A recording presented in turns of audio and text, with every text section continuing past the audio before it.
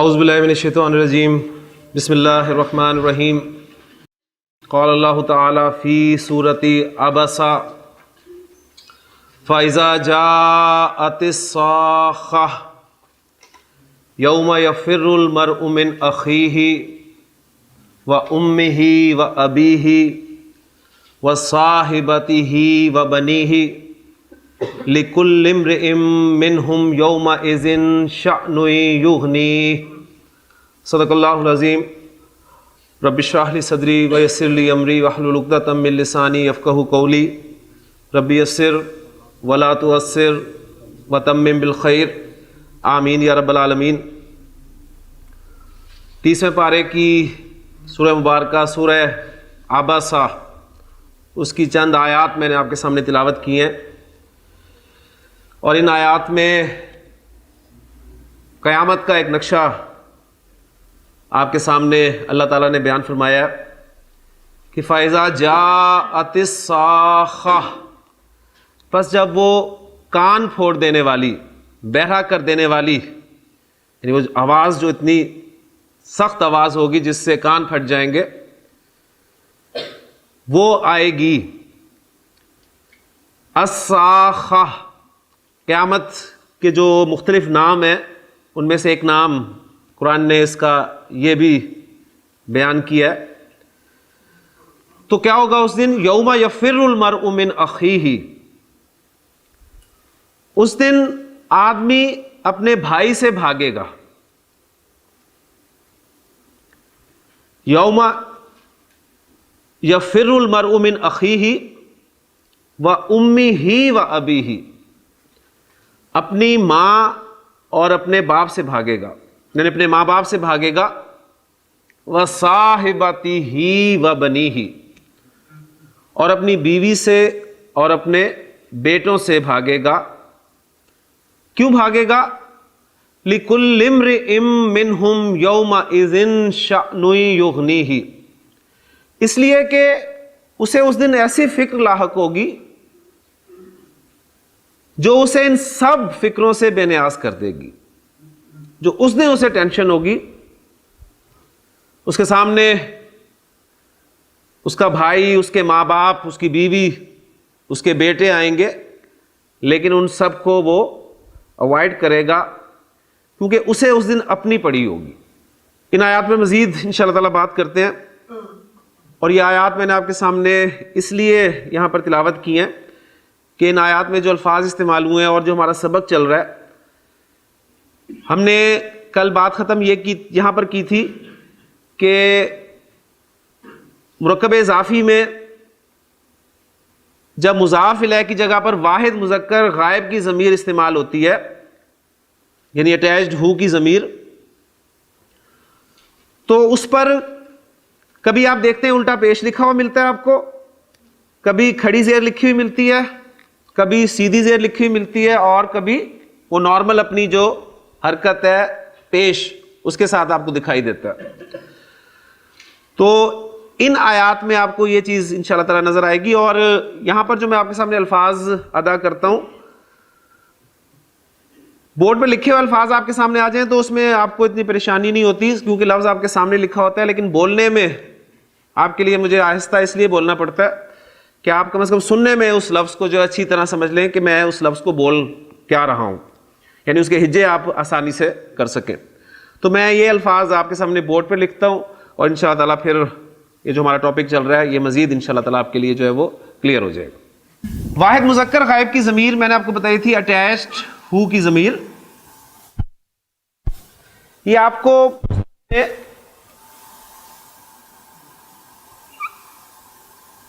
الٹے پیش کے ساتھ بھی لکھی ملے گی،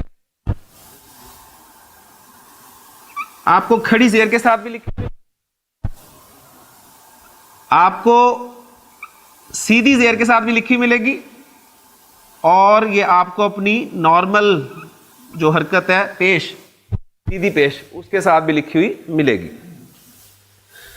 ایسا کیوں ہے؟ اگر آپ نے کل غور کیا ٹیکسٹ پر جا کر تو کچھ نہ کچھ رزلٹ شاید آپ نے نکالی ہوں کہ اچھا اس وجہ سے جو ہے یہ الٹے پیش کے ساتھ ہے، اس وجہ سے اور اس پہ سیدھی زیر یا سیدھی پیش وہ کس وجہ سے آتی ہے؟ اس اٹیچڈ ہو ضمیر جو ہے اس پر الٹی پیش کب آتی ہے؟ اس کا اصول یہ ہے کہ اگر اس اٹیچڈ ہو ضمیر سے پہلے والے حرف پر زبر حرکت آ جائے یا پیش حرکت آ جائے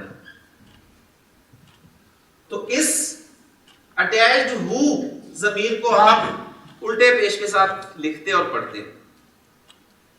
ابھی آپ کو پتہ ہے تجوید آپ پڑھ رہے ہیں کہ سیدھے پیش کی حرکت کو آپ نے کس طرح ادا کرنا ہے اور الٹے پیش والی جو حرکت ہے اس کو آپ نے کس طرح ادا کرنا ہے. آپ کو پتہ ہے کہ اسے آپ لمبا کر کے پڑھیں گے, یعنی یہ ہا پیش ہو اور یہ ہا الٹا پیش ہو, اسے آپ لمبا کر کے.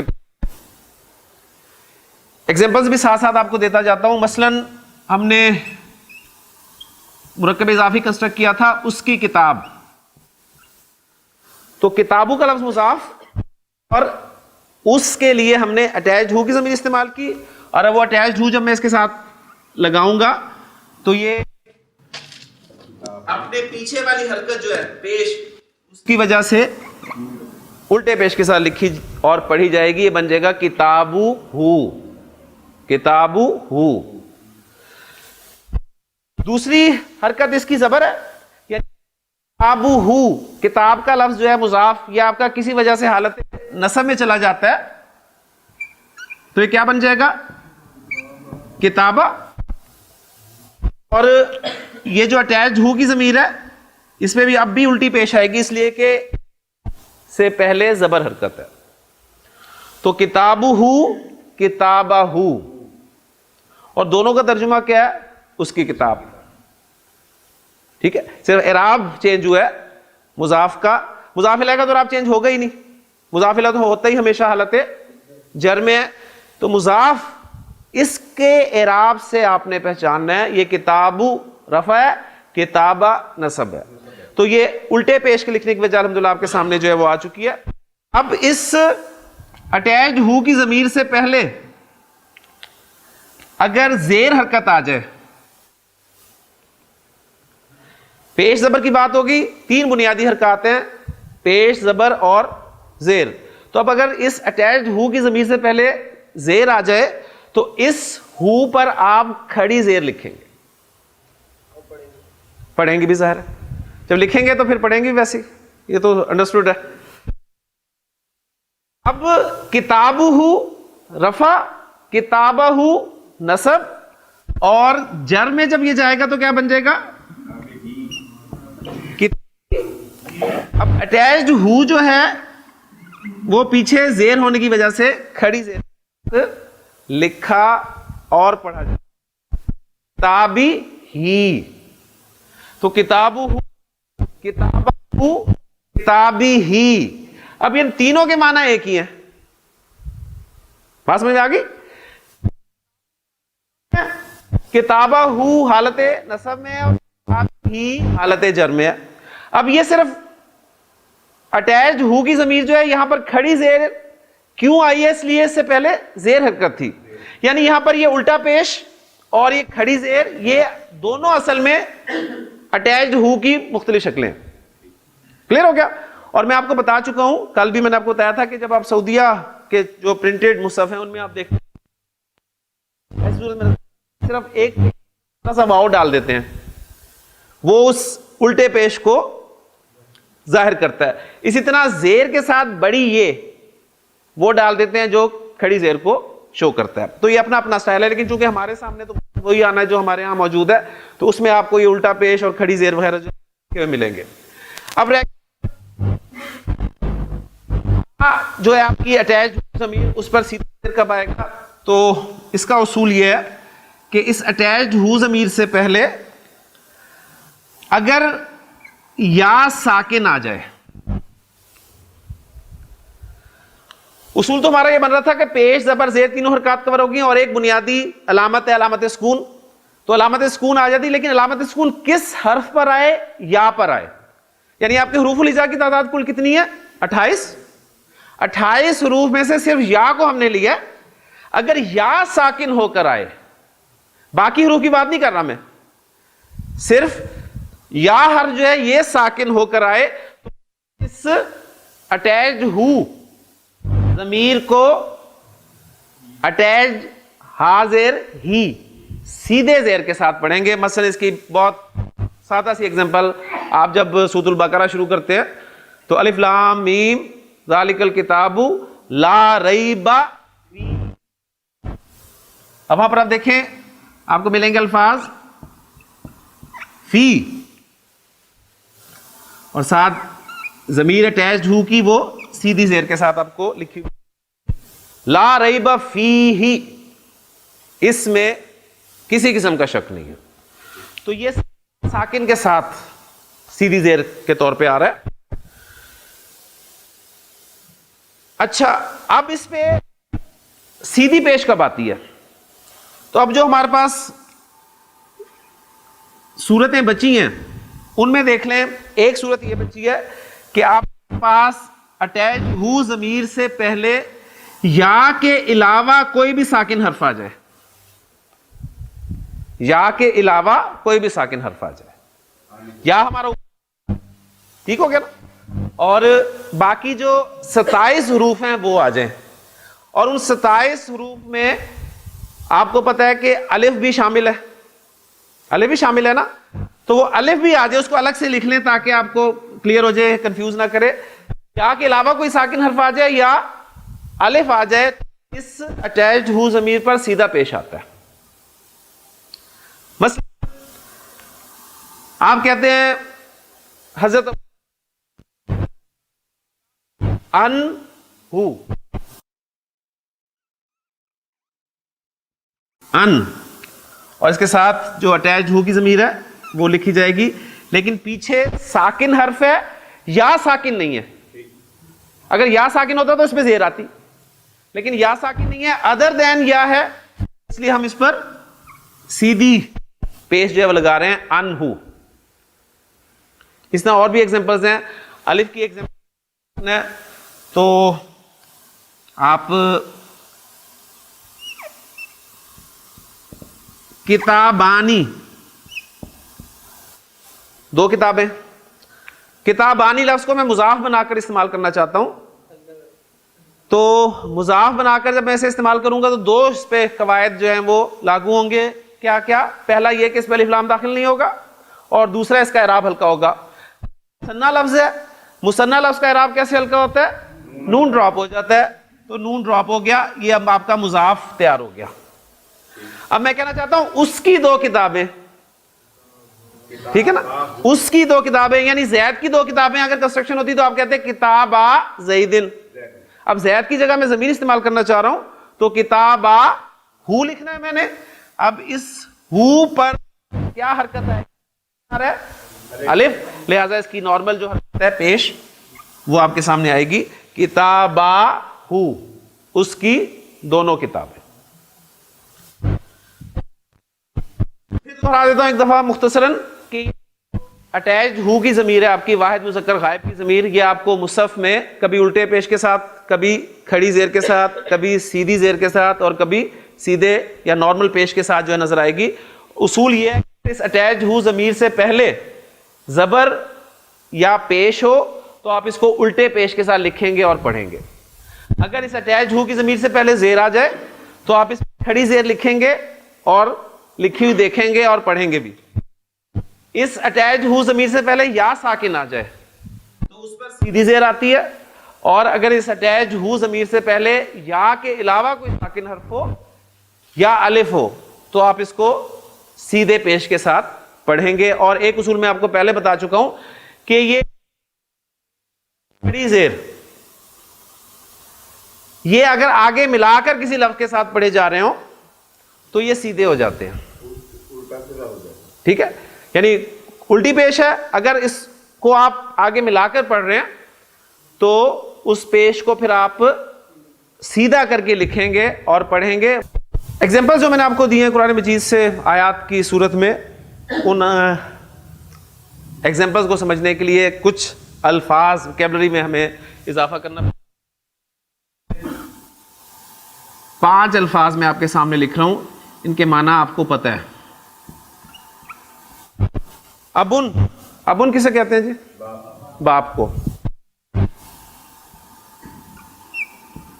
अखुन भाई,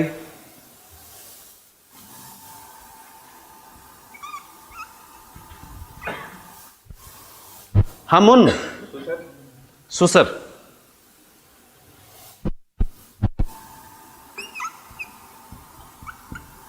फमुन मुंह, ठीक है। अबुन, अखुन, हमुन और फमुन,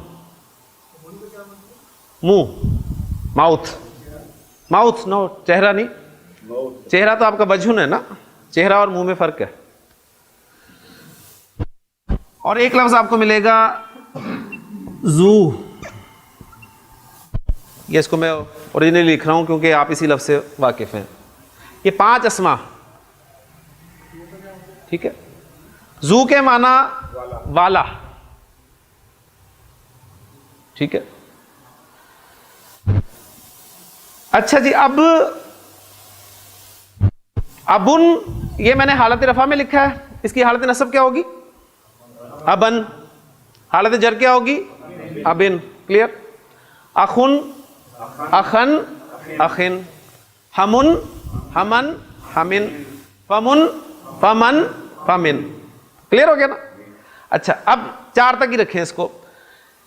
अब ये जो अस्मा हैं आपके अबुन, अखुन, हमुन और फमुन, इनकी तीनों इराबी हालतें आपके सामने आ गई। लेकिन जब ये 4 अस्मा, 5वें को अभी मैं अलग रख रहा हूं, जब ये 4 अस्मा आपको मुजाफ की सूरत में मिलेंगे, जब ये 4 अस्मा आपको मुजाफ की सूरत में नजर आएंगे, तो इनका इराब एक मुख्तलिफ तरीके से शो किया जाएगा। ये 4 अस्मा जो हैं अबुन, अखुन, हमुन और फमुन, ये जब आप मुरक्कब इजाफी में मुजाफ के तौर पर इस्तेमाल करना चाह रहे हैं, तो अब आप इन अस्मा को ऐसे इस्तेमाल नहीं करेंगे, बल्कि मुजाफ की सूरत में अबुन को आप हालत रफा में इस्तेमाल करेंगे अबू। कब करेंगे? जब आप मुजाफ बनाकर ला रहे हैं। जोर मैं इस बात पे दे रहा हूं। वैसे अबुन, अबन, अबिन, ठीक है, हालत में अबुन, लेकिन जब अबुन मुजाफ बनकर आएगा तो उसे आप अबुन नहीं लिखेंगे बल्कि अबू, और हालत नसब में इसे लिखेंगे अबा, और हालत जर में लिखेंगे अबी, अबू, अबा, अबी। अबुन लफ्ज जब मुजाफ होकर आएगा तो हालत रफा में उसे अबू, हालत नसब में अबा, हालत जर में अबी। क्लियर? अखुन जब मुजाफ होकर आएगा तो हालत रफा में आप इसे लिखेंगे अखू, हालत नसब में अखा, और हालत जर में अखी। अखू, अखा, अखी। ठीक हो गया? इसी क्या बन जाएगा जी? ये हमू, हमा, हमी। ठीक हो गया? अब फमुन लफ्ज है, इसको जरा अलग से, वैसे तो अगर इस पैटर्न पे हम देखें तो बनना चाहिए हमारा फमू, फमा, फमी, ठीक, लेकिन अरब इसको ऐसे भी नहीं इस्तेमाल करता, इसको डिफरेंट तरीके से इस्तेमाल करते हैं। फमून को हालत रफ़ा करा रहा होगा तो उसे लिखेगा फू, फू, और नसब में उसे लिखेगा फा, और जर में लिखेगा फी, फू, फा, फी। अब ये फू, फा, फी अगर आपको समझ में आ गया तो जो 5वां हमने लिखा था अलग से, जिस पे हमने बात नहीं की थी, वो आपके सामने पिक्चर आ गई कि ये जो जू का लफ्ज है ये हालत रफा में इस्तेमाल होगा, यानी जू तो साफ होके ही आता है ना, बाकी तो चले आपको फिर भी मिल जाएंगे बगैर इजाफत के, लेकिन जू आपको हमेशा मुजाफ होके मिलेगा, लिहाजा हालत नसब में जा, हालत जर में जी, जू, जा, जी। 6 अल्फाज आमतौर पे आते हैं, ठीक है, उन 6 को अस्माए सित्ता कहते हैं वो, لیکن 6 میں سے جو چھٹا اسم ہے وہ کیونکہ ان سے بالکل ہی باہر چلا جاتا ہے، اس لیے پھر ان 5 الفاظ کو اسماء الخمسہ جو ہے گرامر کی کتابوں میں پیش کیا جاتا ہے. تو یہ ابو، ابا، ابی، اخو، اخا، اخی، او، زا، زی، یہ 3 الفاظ ان پہ آپ نے فوکس کرنا ہے. ابو، ابا، ابی، اخو، اخا، اخی، زو، زا، زی. اور یہ ہمون اور فمون کا لفظ جو ہے یہ اپنے پاس لکھ کر رکھ لیں، اگر کبھی ضرورت پڑی تو آپ اپنے لکھے ہوئے میں سے ان کو دیکھ کر استعمال کر سکتے ہیں. ہاں جی، میں کنسٹرکشن آپ کے سامنے رکھ رہا ہوں. میں کہہ رہا ہوں زید کا بھائی، کیا عربی ہوگی اس کی جی؟ زید کا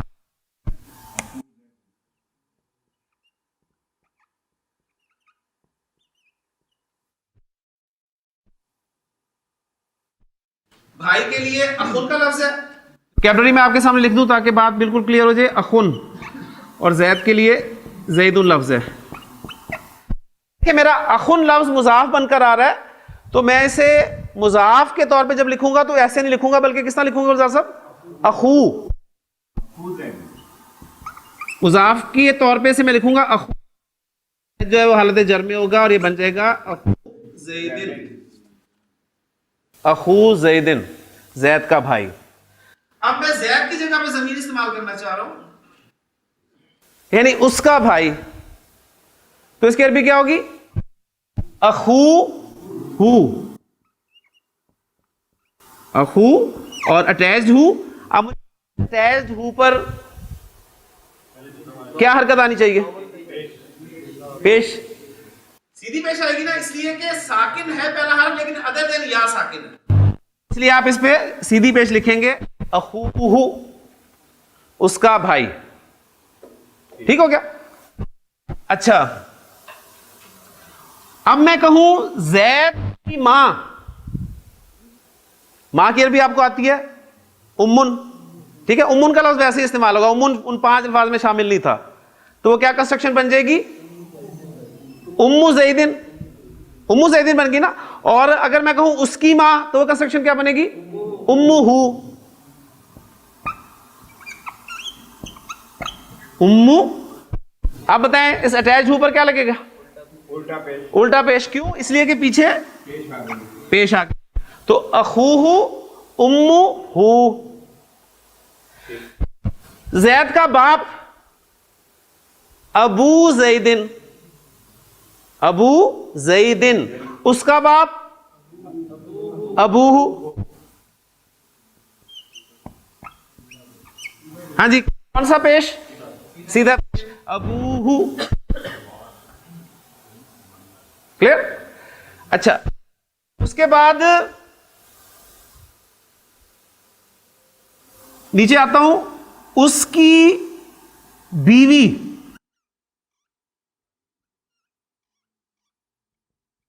صاحبن، عربی زبان میں لفظ استعمال ہوتا ہے ساتھی کے لیے، صاحب. ٹھیک ہے، صاحب ساتھی. اور صاحب کی مؤنث کیا ہوگی؟ صاحبتن، یعنی مؤنث ساتھی. اور مؤنث ساتھی اسلام میں مؤنث ساتھی کسے کہتے ہیں؟ بیوی کو. یعنی اسلام میں تو مؤنث ساتھی بیوی کے علاوہ تو کوئی الاؤڈ نہیں ہے نا، تو اس لیے وہاں پر ساتھی اگر مؤنث ہوگی تو اسے مراد بیوی ہی ہوگی. ابھی صاحب ٹھیک ہے، اس کی ساتھی یعنی اس کی جیون ساتھی صاحباتو. الٹا پیش سیدھی پیش؟ الٹا پیش. صاحباتو ہو، اس کی بیوی. بہت کچھ آ سکتا ہے، میں نے آپ کو آیات سنائی ہیں تو میں وہ الفاظ استعمال کروں گا. آ سکتا ہے عربک ورڈ ہے. زوج، زوجہ عربک ورڈ ہے. صاحباتو ہو، اس کی بیوی. زید کے بیٹے، زید کے بیٹے، بیٹے جمع کا لفظ ہے. بیٹے، ابنن ایک بیٹا، اور بنونا اس کی جمع بنونا. بنونا جو ہے جمع سالم مذکر ہے، جمع سالم مذکر کا لفظ جب مضاف ہو کر استعمال ہوتا ہے نون ڈراپ ہو جاتا ہے، ایسے ہی ہے نا، نون ڈراپ ہو گیا. اور زیدن، اور زید کی جگہ ضمیر استعمال ہوگی تو کیا بن جائے گا؟ بنو ہو، اس کے بیٹے. اخوہ اس کا بھائی، امہ اس کی ماں، ابوہ اس کا باپ، صاحبتہ اس کی بیوی، بنوہ اس کے بیٹے. اچھا اب یہ اخو حالت رفع میں ہے نا، اس کو اگر میں حالت نصب میں رکھوں تو کیا بن جائے گا جی؟ اخو کی حالت نصب کیا ہے؟ اخا. اس ہو پر اب کیا آئے گا؟ وہ جو چار چیزیں آپ کے سامنے لکھی ہیں انہیں کنسلٹ کریں، اس پہ دیکھ کے بتائیں کیا آئے گا. اگر آپ کو نارمل پیش آئے گا. نارمل پیش کیوں آئے گا؟ اس لیے کہ الف آئے تو بھی نارمل پیش آتا ہے. اخاہ اس کا بھائی. اچھا امہ حالت نصب میں کروں تو کیا بن جائے گا؟ امہ ہو. اب کیا لگاؤں؟ الٹا پیش. کیوں؟ اس لیے کہ پیچھے زبر آ گیا. امہ ہو. ابوہ، ابو کی حالت نصب کیا ہے؟ اور ہو بالکل الف ہے تو پیچھے الف ہو پیچھے تو ہاں پر جو ہے سیدھا پیش ہی آتا ہے. ہاں جی صاحباتہ رفع میں ہے، نصب میں جائے گا تو کیا بن جائے گا؟ صاحبتا الٹا پیش، کہ پیش یا زبر ہو پیچھے تو الٹا پیش ہی آتا ہے. جی بنو نا، بنو نا تھا نا حالت رفع، بنونا کی حالت نصب کیا ہوگی؟ بنینا. بنونا کی حالت نصب کیا ہوگی؟ بنینا. مسلمونا کی حالت نصب کیا ہے؟ مسلمینا. کافرونا کافرینا. ٹھیک ہے، تو بنونا بنینا سمپل. اب بنینا کا نون ہٹے گا تو پیچھے کیا؟ ہاں جی اب بنی اور اٹیچ ہو لگے گی تو اب بتائیں اس پہ کیا آئے گا؟ پیچھے یا ساکن ہے، سیدھی زیر آئے گی. بنی. اب اخوہ اور اخاہ کے معنی میں کوئی فرق ہے؟ کوئی فرق نہیں ہے، صرف اعراب چینج ہوا ہے. اخوہ کا معنی اس کا بھائی اور اخاہ کا معنی بھی اس کا بھائی. اس طرح امہ اور امہ ایک ہی معنی ہے، ابوہ اور اباہ ایک ہی معنی ہے، صاحبتہ صاحبتا ایک ہی معنی ہے، بنوہ اور بنیہ ایک ہی معنی ہے. اب دیکھیں الفاظ آپ کے سامنے مختلف ہو گئے لیکن معنی ایک ہی ہے. یہ ساری چیزیں ہمیں سمجھ. اور حالت جر کیا ہوگی اس کی؟ اخی. اب یہ دیکھیں اخی آ گیا، اس کے ساتھ اٹیچ ہی لگا تو اٹیچ ہو لگا تو سیدھی ابھی کر کے ہٹے آپ اخی. تو اخوہ اخاہ اخیہ. امہ امہ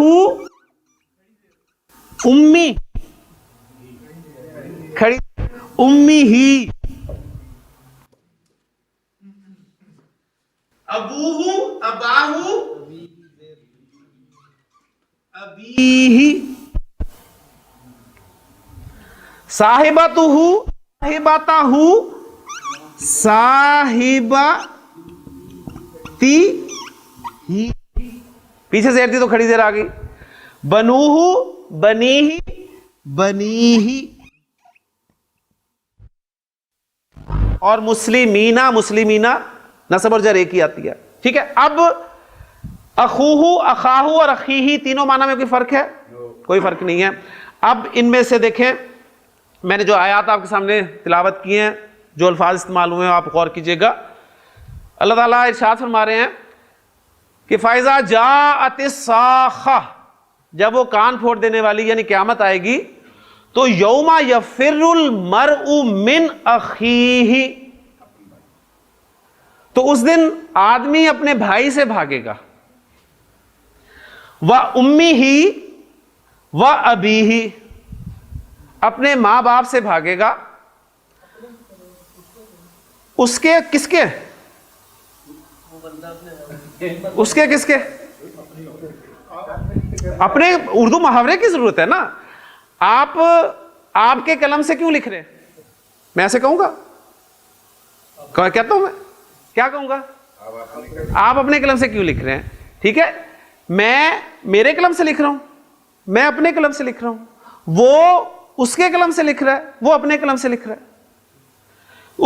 भागेगा अपने भाई से, अपने मां बाप से, अपनी बीवी से, व साहिबती ही, अपनी बीवी से, व बनी ही, और अपने बेटों से। तो अल्फाज बिल्कुल आपके सामने आ गए और आगे वजह भी बयान कर दी क्यों भागेगा। लिकुल्लि इम्रिइम मिनहुम यौमा इज़िन शअनुन युग़नीही, इसलिए कि इंसान उस दिन ऐसी फिक्र में मुब्तला होगा जो उसे इन तमाम फिक्रों से बेनियाज या बेफिक्र कर देगी। बड़े खूबसूरत अल्फाज हैं कुरान मजीद के, और कुरान मजीद पर गौर करने वालों ने बड़ा खूबसूरत इसका जो है वह तरतीब, जिस तरतीब से इनको बयान किया गया, इस पे बात की है कि देखिए जो रिश्ते अल्लाह ताला ने जिस तरतीब से बयान किए हैं, सबसे पहले भाई को जिक्र किया, फिर उसके बाद माँ बाप को जिक्र किया, फिर बीवी को जिक्र किया, और फिर बेटों को जिक्र किया। ये वो रिश्ते हैं कि इंसान इस दुनिया की जिंदगी में जिक्र चूंकि हो रहा है ना टेंशन का, कि जब इंसान इसलिए भागेगा उस दिन उसे इतनी टेंशन होगी कि वो इन सब से बेफिक्र हो जाएगा। इंसान को दुनिया की जिंदगी में जब भी कोई टेंशन लाहक होती है तो वो कुर्बानी देता है, किसी ना किसी को छोड़ता है, ऐसे ही है ना। अब ये देखें, भाई का पहले जिक्र इसलिए किया कि इंसान को इस दुनिया की जिंदगी में जब भी कोई मामूली सी टेंशन होती है तो इंसान अपने भाई को बड़ी आसानी से छोड़ देता है, बहुत जल्दी छोड़ देता है। जरा सी टेंशन क्या हुई, कारोबार में कोई टेंशन हुई तो भाई भाई से अलग हो गया फौरी तौर पे, यानी एक मिनट नहीं लगता, इंसान कहता है ठीक है भी तुम्हारा अपना काम है, मेरा अपना काम, और वो शख्स यानी वो मां जाया जिसे हम कहते हैं, उसे इंसान छोड़ने में एक सेकंड नहीं लगाता, इसलिए कि टेंशन उसके सामने आती है तो वो फैसला करता है उस टेंशन से बचने का। लेकिन वो इंसान, वो लोग जिन्हें हम शरीफुन नफ्स लोग कहते हैं, वो अपने मां बाप को इतनी जल्दी नहीं छोड़ते, लेकिन जब टेंशन बढ़ती है या होती है तो बहुत से बदनसीब लोग ऐसे भी हैं इस दुनिया में जो अपने मां बाप को भी छोड़ देते हैं, और वो टेंशन जो है वो आगे आ रही है, यानी टेंशन बढ़ी तो इंसान ने अपने मां बाप को छोड़ दिया, कुर्बानी दे दी ना। अच्छा, अब इंसान आम तौर पे दुनिया में ये नजर नहीं आता कि इंसान जितनी भी टेंशन हो जाए इस रिश्ते को नहीं छोड़ता आम तौर पे, लेकिन अगर टेंशन मजीद बढ़ जाए तो ऐसी एग्जांपल्स भी मिलती हैं कि इंसान इसको भी छोड़ देता है, आमतौर पे नजर नहीं आता। तो बड़े खूबसूरत देखें अल्फाज हैं, मैं कहता हूं कि ये मां बाप जिनके लिए इंसान इस दुनिया में नौकरी तक छोड़ देता है, उन्हें अगर हॉस्पिटल लेके जाना हो तो छुट्टी ना मिल रही हो तो नौकरी छोड़ देगा कि भाड़ में की नौकरी, मेरे माँ बाप बीमार है, मैंने उन्हें अटेंड करना है। लेकिन टेंशन से बचने के लिए वो इन्हें छोड़ देता है। तो अजीब रिश्ते अल्लाह ताला ने बनाए हैं कि ये वो रिश्ता है माँ बाप का कि जिन्हें इंसान ना चाहते हुए भी छोड़ देता है, चाहता नहीं छोड़ना लेकिन छोड़ देता है। और यह अजीब रिश्ता है कि अगर इंसान इसे चाहे भी तो नहीं छोड़ सकता, इन्हें छोड़ना चाहता है लेकिन छोड़ नहीं सकता। लेकिन बात वही मैं कर रहा हूं कि अगर ऐसी टेंशन उस पर आ जाए कि उसे इसे भी छोड़ना पड़ जाए, इसे भी छोड़ देगा लेकिन इन्हें कभी नहीं छोड़ेगा। क्यों अभी साहब? बेटा, यानी इसके लिए वो आप देखें कोर्ट में भी जाएगा, इसे नहीं छोड़ेगा। अब ये तमाम रिश्तों को जिक्र करके अल्लाह ताला ने बयान फरमाया कि जब वो आएगी ना क़यामत, तो उस दिन जो इंसान को टेंशन होगी, यानी वो इन तमाम टेंशन से बढ़कर टेंशन होगी। लिहाजा यौम यफिरुल मरउ मिन अखीही و امیہ و ابیہ و صاحبتہ و بنیہ لکل امرئ منہم یومئذ شأن یغنیہ، اس لیے کہ انسان کو اس دن ایسی ٹینشن ہوگی جو اسے ان سب سے بے فکر کر دے گی، بے نیاز کر دے گی۔ تو بہرحال یہی قرآن مجید کی ہدایت ہے جس پہ ہم اکثر بات کرتے ہیں کہ اللہ تعالیٰ نے جو ارشاد فرمایا کہ وَلَقَدْ يَسَّرْنَا الْقُرْآنَ لِلذِّكْرِ فَهَلْ مِن مُدَّكِرٍ، کہ ہم نے قرآن کو نصیحت حاصل کرنے کے لیے آسان کر دیا۔ تو اب یہ قرآن مجید کی نصیحت ہے، یعنی اس میں دیکھیں کوئی لمبی چوڑی تفسیر کی آپ کو ضرورت نہیں ہے کہ اس کے لیے آپ بڑی بڑی تفاسیر جو ہیں وہ کنسلٹ کرتے پھریں کہ جی فلاں تفسیر میں اس کے بارے میں کیا لکھا ہوا ہے، کون لوگ ہیں، کیا ہوگا۔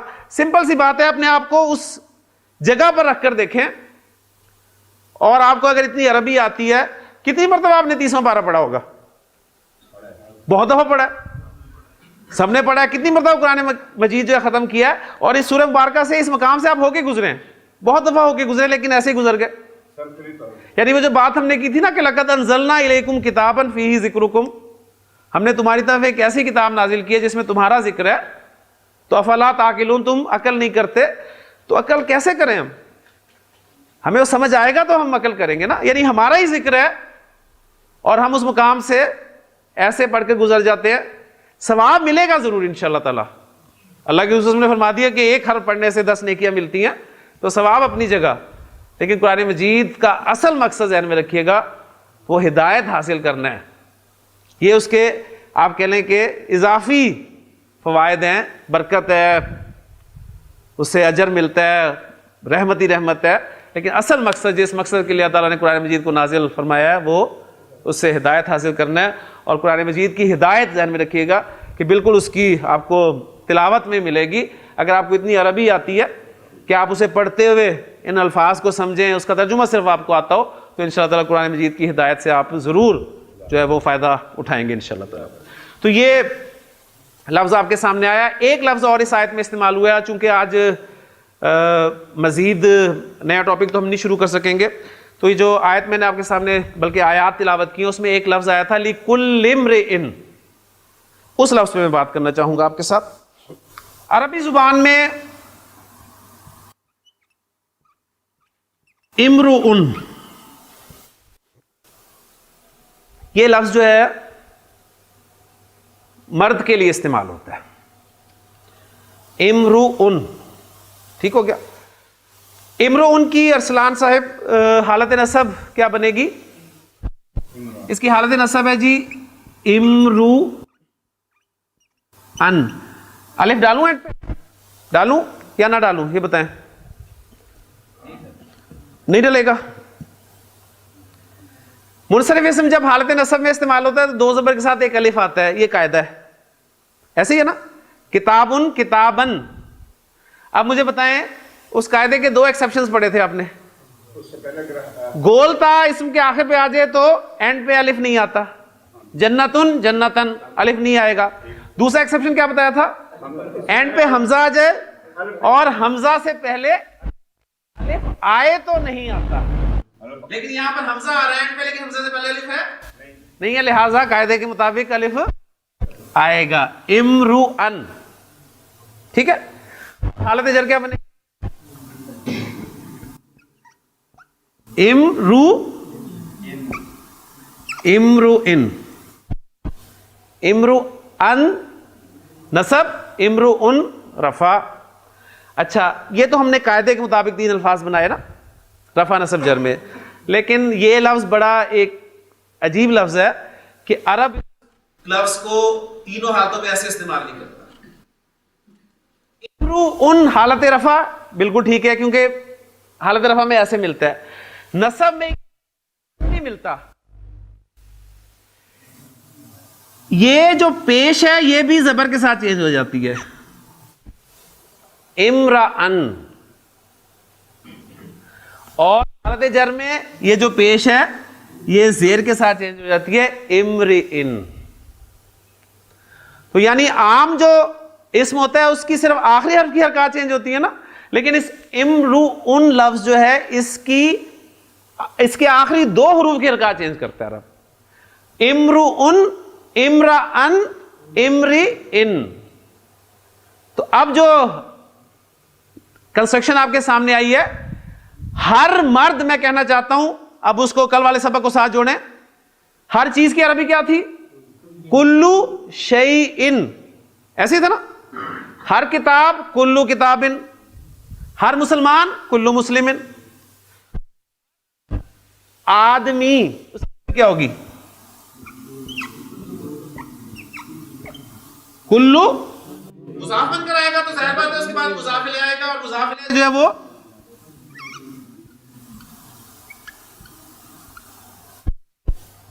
کلو امرئن، ایسے ہوگا نا؟ اب ایک پوائنٹ آپ کو اور میں بتانے لگا ہوں، کیونکہ لفظ یہ خاص تھا، آج کافی ٹیکنیکل باتیں ہو گئی ہماری، کہ یہ جو امرؤن لفظ ہے اس کا حمزہ، شروع میں حمزہ آ رہا ہے نا، امرؤن لفظ کا حمزہ حمزۃ الوصل ہوتا ہے۔ حمزۃ الوصل کسے کہتے ہیں؟ وہ حمزہ جسے جب آپ پیچھے سے ملا کر پڑھ رہے ہوتے ہیں تو وہ حمزہ الف کی صورت میں لکھا رہ جاتا ہے، میں نہیں آتا، تو اس کو کیسے پڑھیں گے؟ کلم رئن، ٹھیک ہو گیا؟ اچھا، اب کلو کا لفظ اگر کسی وجہ سے حالت گھر میں چلا جائے تو کیا بنے گا؟ کلی، کل امرئن۔ تو اب دیکھیں، اب الفاظ ذرا غور کیجئے گا، یوم یفر المرء من اخیہ و امہ و ابیہ و صاحبتہ و بنیہ، ٹھیک ہے؟ لِكُلِّ امْرِئٍ، لِكُلِّ امْرِئٍ مِّنْهُمْ يَوْمَئِذٍ شَأْنٌ يُغْنِيهِ، اس لیے کہ ہر آدمی کو اس دن ایسی فکر لاحق ہوگی جو اسے ان سب سے بے نیاز کر دے گی۔ اب حمزہ اپنی پر الگ سے اس کی کتابت کے قواعد ہے، اس میں نہ میں آپ کو الجھانا چاہوں گا، صرف بتا رہا ہوں کہ آپ کو حمزہ بڑا ڈیلیکیٹ لیٹر ہے۔ یہ حمزہ جو ہے یہ کبھی بھی آپ کو ہینگ ہوتا ہوا نظر نہیں آئے گا، یہ کرسی چاہتا ہے، بیٹھنا چاہتا ہے، اور اس کی 3 کرسیاں استعمال ہوتی ہیں، کبھی اس کو واو کی کرسی دے دی، کبھی اس کو یا کی کرسی دے دی جاتی ہے، اور کبھی اس کو الف کی کرسی دی جاتی ہے۔ 3 کرسیاں ڈیمانڈ کرتا ہے، اور یہ کرسی جو ہے عام طور پہ اس سے پیچھے والی جو حرکت ہوتی ہے اس کے مطابق دی جاتی ہے۔ اب یہاں پر اس حمزہ سے پہلے زیر حرکت ہے، لہذا آپ مصحف میں دیکھیے گا، جا کے باتیں اس لیے بتا رہا ہوں کہ آگے مصحف کھولیں آپ، وہ جو میں نے آپ کو آیات بتا دی ہیں، سورہ عبسہ 30ویں پارے کی صورت ہے، آپ 30واں پارہ کھولیں، اس میں جتنی بھی صورتیں چلیں، ایگزیکٹ نہیں بتاؤں گا سورہ نمبر، کم از کم اس بہانے آپ صورت تک تو پہنچیں گے۔ وہاں پر آپ دیکھیے گا جو کل امرئن آپ کو لفظ لکھا ہوا ملے گا وہ ایسے لکھا ہوا ملے گا کہ حمزہ یا لکھا ہوا ملے گا، اور حمزہ جو ہے اس کی کرسی کے طور پہ یا لکھا ہوگا، اور وہ 2 زیر جو ہیں وہ آپ کو یا تو یہاں لکھی ملیں گی، لکھی ہوئی ملیں گی، یہ آپ بتائیں گے۔ تو یہاں پر یا کی کوئی حیثیت نہیں ہے، یہ یا جو ہے صرف اس حمزہ کی کرسی کے طور پہ استعمال ہوا ہے۔ تو یہ ساری کتابت کی باتیں ہیں، بہت کچھ ہے، بہت کچھ ہے سیکھنے کے لیے، لیکن ہم اپنے آپ کو صرف اس وقت عربی گرامر تک ہی محدود رکھ رہے ہیں، لیکن چونکہ آیات ایسی سلیکٹ ہوئی تھی آج، اور اس کے حوالے سے یہ اخن اور ابن، یہ 2 الفاظ آپ دیکھیں، سورہ یوسف آپ پڑھنا شروع کریں، اس میں آپ کو یہی 2 الفاظ ملیں گے، کیونکہ اس میں ذکر کس کا ہے؟ حضرت یعقوب علیہ السلام باپ کا، اور حضرت یوسف علیہ السلام کے بھائیوں کا۔ تو بار بار آپ کو جو ہے وہ یہ ان کے بھائی نے کہا، ان کے باپ نے کہا، تو اس کا باپ، اس کے بھائی، اس طرح کا تذکرہ ملے گا، تو آپ کو یہ کنسٹرکشن جو ہیں وہ لازمی ملیں گی انشاءاللہ تعالی۔ کل جو ہے اپنے نئے ٹاپک کی طرف، نئے ٹاپک سے مراد ہے مرکب اضافی ہمارا چل رہا ہے ابھی، انشاءاللہ تعالی اس میں مزید چیزیں جو ہم سیکھیں گے۔ سبحانک اللہم و بحمدک، اشہد ان لا الہ الا انت، استغفرک و اتوب الیک۔